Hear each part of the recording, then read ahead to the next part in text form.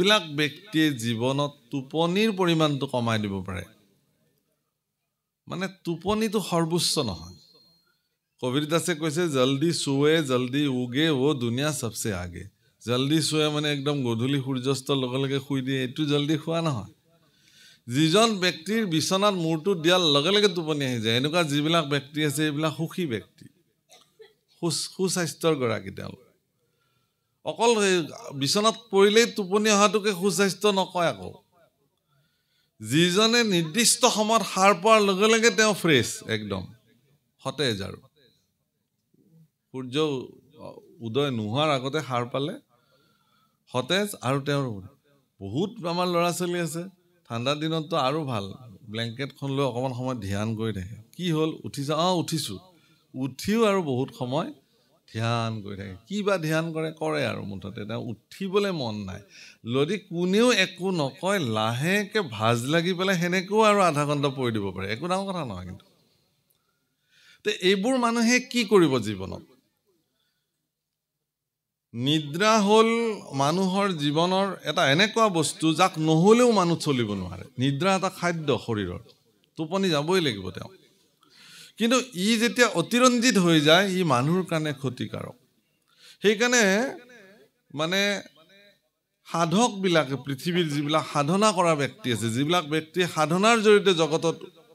নিজৰ নিজৰ স্থানসমূহ নিৰ্মাণ কৰি লৈছে এই সাধক বিলাকে আটাইতকৈ শ্ৰেষ্ঠ কামটো কৰে কি তেওঁলোকে নিজৰ নিদ্ৰাক নিয়ন্ত্ৰিত কৰি ৰাখে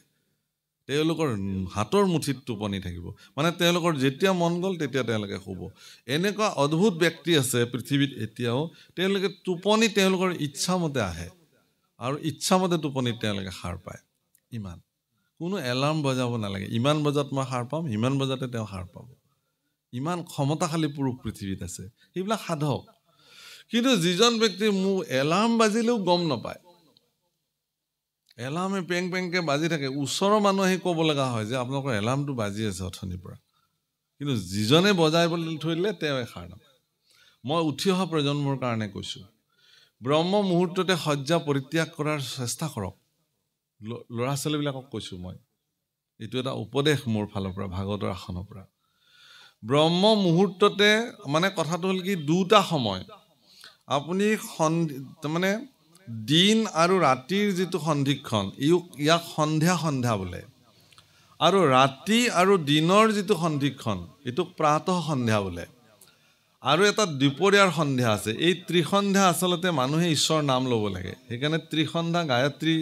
ত্ৰিসন্ধ্যা সাধনা পদ্ধতি ত্ৰিসন্ধ্যা ঈশ্বৰৰ নাম আমাৰ মানুহবিলাকে ল'ব লাগে তাৰমানে আপোনালোকে চাব যে যিটো সন্ধ্যাকাল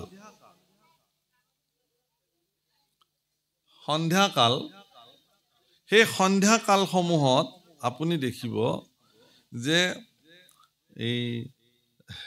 মহবিলাকৰ জন্ম হয় চাব ঠিক গধূলি যেতিয়া নলাৰ পৰা তেতিয়া আপুনি চাব যে মহবিলাক তেজ খোৱা মহবিলাক ধামধুম জন্ম হয় মানে সেই সময়টোত বীজাণুবিলাক আমাৰ বায়ুমণ্ডলৰ যিবিলাক বীজাণু সেই সববোৰ সক্ৰিয় হৈ যায় কাৰণ সেইখিনি সময় দিন আৰু ৰাতিৰ সন্ধিক্ষণ আকৌ ৰাতি আৰু দিনৰ সন্ধিক্ষণতো এই দুটা মুহূৰ্তত মানুহ যেতিয়া নিদ্ৰাত থাকে তেতিয়া তেওঁৰ শৰীৰৰ ভিতৰতো সেই সচেতন ইন্দ্ৰিয়সমূহ যেতিয়া নিদ্ৰাত অৱস্থাত থাকে তেতিয়া এই অপকাৰী বস্তুসমূহে তেওঁৰ শৰীৰত গৈ থিতাপি লয় সেইকাৰণে সেইবিলাক মানুহ অত্যন্ত আলস্যপৰায়ণ হয় নিদ্ৰাত লেটিপেটি হৈ থাকি ভাল পায় আৰু খুব কামৰ প্ৰতি এলেহুৱা চূড়ান্ত ধোধ হৈ যায় এইবিলাক মানুহ কিন্তু সেই সময়খিনিত যিবিলাক ব্যক্তি সচেষ্ট হৈ থাকে সেইকাৰণে সেইখিনি সময় গুৰু সেৱা কৰা সময় শংখ নাদ কৰিব লাগে শংখ নাদৰ বৈজ্ঞানিক কাৰণ কি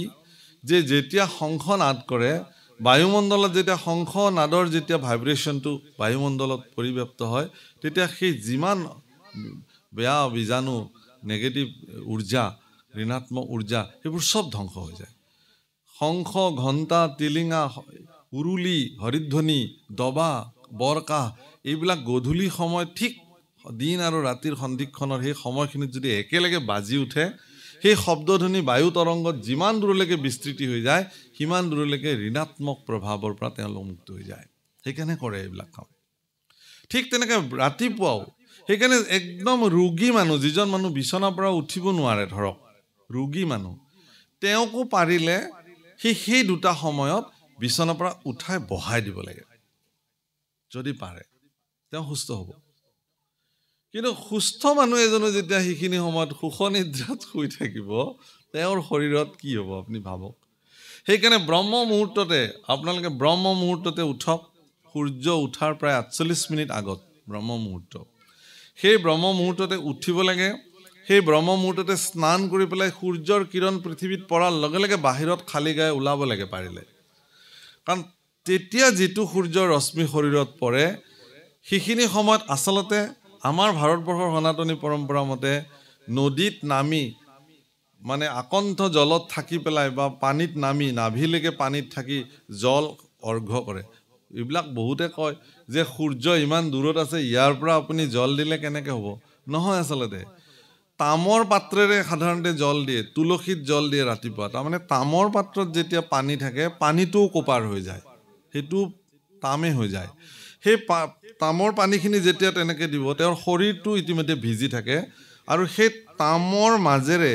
তামৰ জলৰ মাজেৰে সূৰ্যৰ ৰশ্মি যদি পাৰ হৈ আহি শৰীৰত পৰে তেতিয়াহ'লে শৰীৰত এক বিশেষ শক্তি জাগ্ৰত হৈ যায় বিশেষ এনাৰ্জি আপোনালোকে ৰাতিপুৱা যিবিলাকে এইবোৰ কাম কৰে তেওঁলোকে জানে আৰু সেই এনাৰ্জিটো যদি প্ৰতিদিন সেই শক্তিটো যদি এজন যুৱকে বা এজন যুৱতীয়ে যদি ল'ব পাৰে তেতিয়াহ'লে তেওঁৰ ইমান ঊৰ্জাৱান ব্যক্তি হৈ যাব তেওঁৰ সহজতে ভাগৰ নালাগিব সহজতে তেওঁৰ এলাহ নাহিব যিকোনো কাম নকৰাৰ মনোবৃত্তি তেওঁৰ নাহিব তেওঁ সদায় ধনাত্মক দৃষ্টিৰে থাকিব পজিটিভ ঊৰ্জাৰে তেওঁ জীয়াই থাকিব পাৰিব এইবিলাক শাস্ত্ৰৰ বিচাৰ সেইকাৰণে সনাতন ধৰ্ম খুব বিজ্ঞান ভিত্তিক তুলসী সম্পূৰ্ণ 24 ঘণ্টা অক্সিজেন দিয়ে সেই তুলসীত গৈ পেলাই তামৰ পাত্ৰেৰে যদি আপুনি সূৰ্যৰ ফালে মুখ কৰি জল দিয়ে ইয়াত সাইন্টিফিক ৰিজনটো সেইটোৱে তুলসীতটো হি ভৰপূৰ অক্সিজেন আছেই ইফালে সূৰ্যৰ হেঙুলি কিৰণ ইফালে তামৰ পাত্ৰৰ তামযুক্ত পানী আপোনাৰ শৰীৰ তেতিয়াও ভিজি আছে স্নান কৰি আহিছে তাৰ পিছত আপোনাৰ শৰীৰত যিটো এনাৰ্জি সৃষ্টি হ'ব যিটো শক্তি হি শৰীৰত ৰোগ প্ৰতিৰোধক ক্ষমতা বৃদ্ধি হয় সেইকাৰণে সাধক পুৰুষবিলাক চাবচোন নিৰোগী জীৱন তেওঁলোকে যাপন কৰে এইকাৰণে কৰে বাৰু যেই নহওক মোৰ এই কথাখিনি কোৱাৰ প্ৰয়োজনীয়তা এইটোৱেই যে আজিৰ প্ৰজন্ম যে এই কথাবিলাক ভাগৱতৰ এই কথাবিলাক যিবিলাক বয়োজ্যেষ্ঠ ব্যক্তিয়ে শুনি আছে ইয়াত তেখেতলোকৰ জীৱনত আত্মসন্তুষ্টিৰ বাহিৰে আৰু এইবিলাক পদৰ একো কাম নাই বিশেষ কথাটো অপ্ৰিয় তেওঁলোকে মাত্ৰ খুব ভাল লাগিল ভাগৱত কথা শুনিলে তাৰ বাহিৰে তেওঁলোকৰ জীৱনত প্ৰেক্টিকেলি কৰিবলগীয়া আৰু তাত একো নাই কিন্তু ভাগৱতৰ এই কথাবিলাক প্ৰেক্টিকেলি বাস্তৱিক অৰ্থত যদি খটুৱাবলগীয়া আছে তেতিয়াহ'লে নিউ জেনেৰেশ্যন নতুন প্ৰজন্মই এইবিলাক শুনিব লাগিব আৰু তেওঁলোকে তেওঁলোকৰ জীৱনত প্ৰয়োগ কৰিব লাগিব আপোনালোকে দেখিছে যে উঠি অহা প্ৰজন্মই কৰিবলগীয়া কাম বহুত আছে তেওঁলোকৰ এজন ল'ৰা বা ছোৱালী এজন কেৱল শিক্ষিত হ'লেই নহ'ব আধ্যাত্মিকভাৱে তেওঁ পৰিশীলিত হ'ব লাগিব সেইকাৰণে ভগৱন্ত পুৰুষে উদ্ধৱক ক'লে যে সেই ভক্তিৰ ধাৰাটো মই এই কথাটোকে ক'ব খুজিছোঁ ভক্তি কেৱল এটা আধ্যাত্মিক বস্তু চাকি জ্বলাই নাম গোৱাটোৱে ভক্তি নহয় আপোনাৰ ভিতৰত জন্ম হোৱা এটা সাংঘাতিক ধনাত্মক ঊৰ্জা তাকেই ভক্তি বোলে যিটো ঊৰ্জা আপোনাৰ মন আৰু মানসিকতাত আছে কাৰণে আপুনি যিকোনো পৰিৱেশ পৰিস্থিতি আপোনাক তলাব নোৱাৰে যিকোনো পৰিস্থিতি আপোনাক হাৰ মনাব নোৱাৰে যিকোনো দুৰ্ভাগ্যজনক পৰিস্থিতিৰ সন্মুখীন হ'লেও আপুনি ইমান সোনকালে তাৰ ওচৰত নতশিৰ নহয় এনেকুৱা মন আৰু মানসিকতা যদি সৃষ্টি হয় কোনোবাৰ অন্তৰত তেওঁ জগতত জয়ী হ'ব পাৰে তেওঁ কোনো হৰুৱাব নোৱাৰে তেওঁৰ পৰাভৱ নাই গতিকে এইটো আমাৰ কাৰণে প্ৰয়োজন আছে এইটোৱে ভক্তিৰ মূল সূত্ৰ প্ৰভুসকল নহ'লে কিয় কৈ থাকিব ইয়াত গুৰুজনাই ইমান শিক্ষিত মহাপুৰুষ এগৰাকীয়ে মানুহক কেৱল বহুতে কয় যে কানি খোৱা নিচাৰ নিচিনাকৈ কেৱল নামঘৰত গৈ নাম খোল বজাই থাকিলে হ'ব নেকি আৰে সেইটোৱে মূল কথা তে সেইকাৰণে গুৰুজনাই কৈছে কি কৈছে সময় কথা কৈছে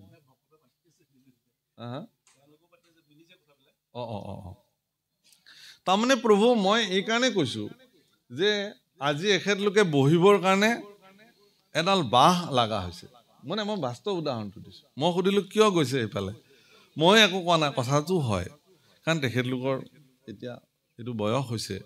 এটা যেনেকুৱা ছাপৰ্ট এটা হ'লে বহি থাকিবলৈ সহজ হয় কাৰণ এটা বয়স হ'লে মানুহৰ এইটো হয় গতিকে তেখেতলোকে ভাগৱত শুনি তাক জীৱনত কাৰ্যকৰী কৰিবৰ কাৰণে তেওঁলোকৰ বয়স আছে জানো কিন্তু তেওঁলোকৰ এটাই কাম ভাল হ'ব যে তেওঁলোক বয়োবৃদ্ধ লোক হিচাপে উঠি অহা প্ৰজন্মক ইয়াৰ এক উপদেশ সুন্দৰকৈ দিব পাৰিব যে আমি যি কৰিলোঁ তোমালোকে কিন্তু এইখিনি কাম কৰা তোমালোকে জীৱনটোক পৰিশীলিত কৰা সেইকাৰণে কৃষ্ণ পুৰুষৰ দৰে এগৰাকী শক্তিশালী ঈশ্বৰ পুৰুষ সমগ্ৰ বিশ্ব ব্ৰহ্মাণ্ডৰ যিজন মালিক সমগ্ৰ বিশ্ব ব্ৰহ্মাণ্ডৰ হৰ্তা-কৰ্তা বিধাতা তেওঁৰ প্ৰপন্ন শিষ্য উদ্ধৱৰ আগত কৈ গৈছে ভক্তি কেনেকৈ প্ৰৱৰ্তাই ৰাখিব লাগিব আৰু সেই বিৰল স্থানত ভগৱানৰ বিৰল স্থানত চৰণ যুগলত উদ্ধৱে আহি প্ৰণিপাত নিবেদন কৰি কাণ দিছে ৰাম কৃষ্ণৰ বিয়োগে অগ্নি অন্তৰ্গতে হৃদয় দগ্ধ কৰে শোকে মকমুকি কৰন্ত কন্দন নয়নৰ নীৰজৰে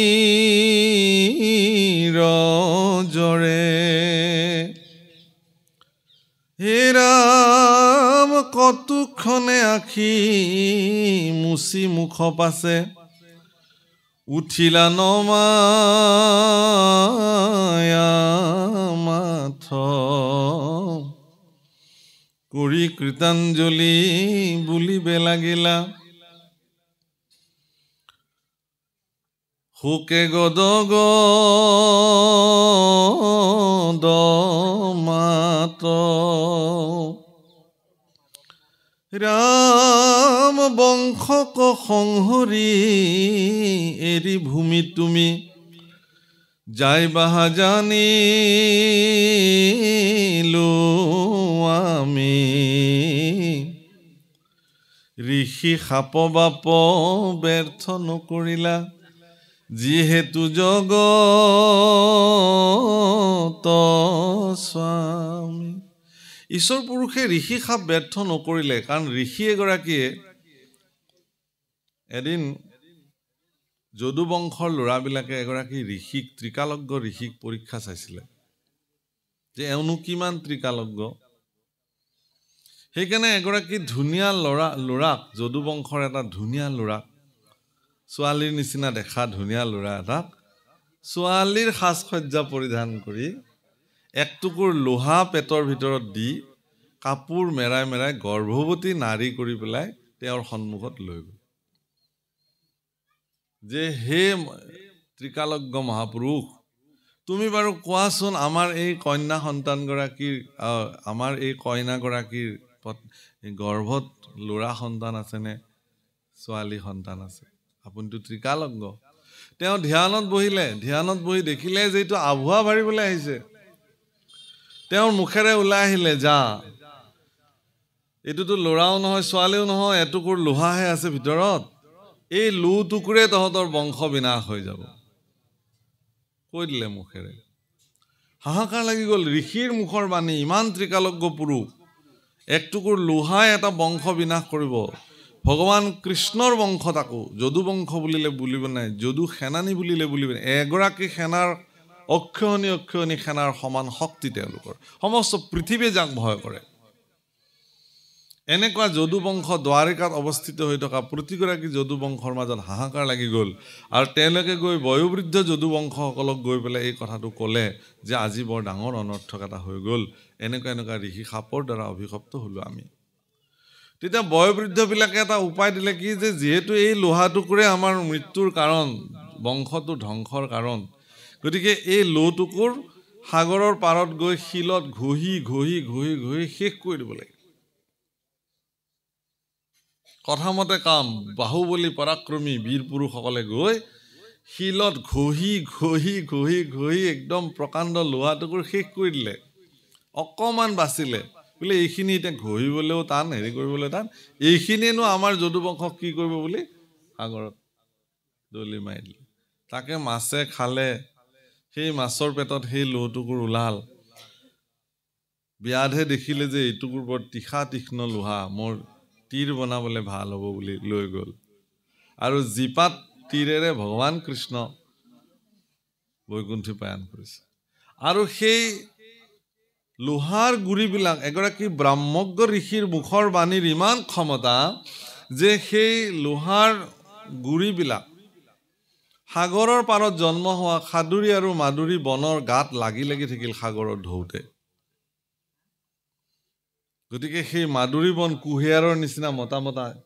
লাঠিৰ নিচিনা সাদুৰী মাদুৰী বন সাগৰৰ পাৰত জন্ম হয় বালি চাপৰিত। তাতে প্ৰভাসত তাতে তেওঁলোকে পিকনিক খাবলৈ গ'ল এদিন, আৰু তাতে মদ্যপান কৰিলে, ফূৰ্তি কৰিলে। আপোনালোকে যিবোৰ কথা আমাৰ বৰ্তমানো জগতত চলি আছে, উত্ৰাৱল হৈ পিকনিক খাবলৈ গৈ মানুহ মৰে নহয় মাৰামাৰি লাগি পেলাই, সেই একেই কাণ্ড হ'ল। তাতেও গৈ ইজনে সিজনৰ লাগি কাজিয়া লাগি নিজৰ নিজৰ মাজতে কোবোৱা কোবোকে চববোৰ মৰি থাকিলে। কাকো কোনেও একো বাধা দিব নোৱাৰিলে। শেষত বলোৰামে এনেকুৱা তেওঁৰ চকুৰ সন্মুখত হোৱা পৰিঘটনা সহিব নোৱাৰি তেওঁ সমাধিত বিলীন হৈ তেওঁ প্ৰাণ ত্যাগ কৰিলে।